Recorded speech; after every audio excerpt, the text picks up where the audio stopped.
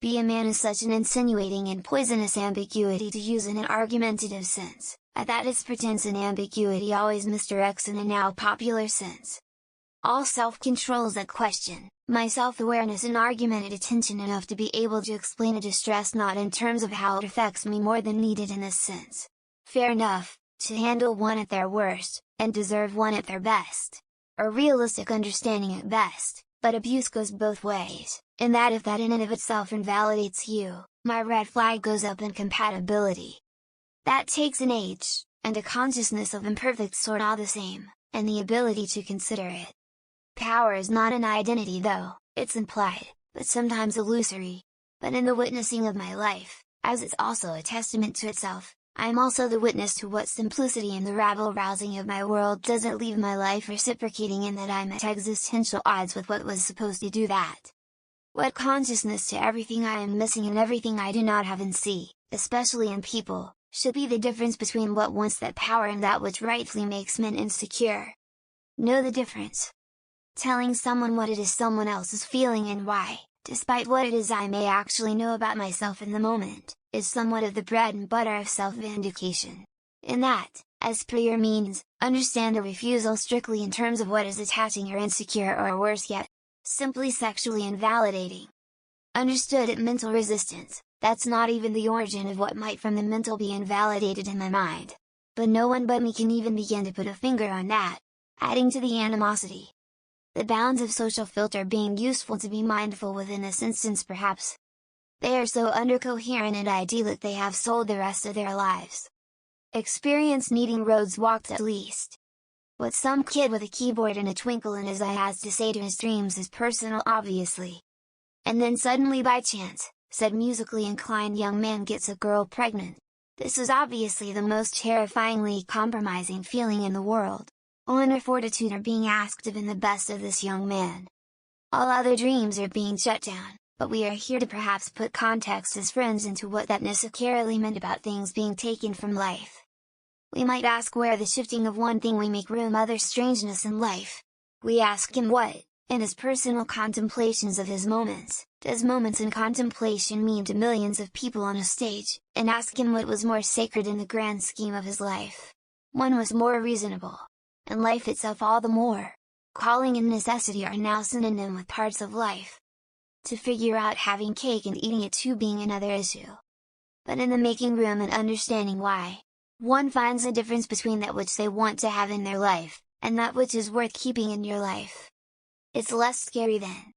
On that note, with a stone-faced acknowledgement of my ability to comprehend maturity in this sense, my mouth to your ears. Despite that, what I am thus being told is he is going to do this because your Facebook influencing ass said he would be mature if he did. Never let it be said that in the things he's going to be capitulation to that was all that it took for him to do that. Did you really want to talk to him or did you just want something else? In the spirit of that respect, respectfully, being asked to be a man in these situations, I'm compelled to promptly nod my head, and say excellent, I agree and walk away. In a slightly more affirmative way, my ability to respect you, should perhaps always start with that as a given, until it's not there. What you have been offered, is connection for the opportune's sake. It was not there.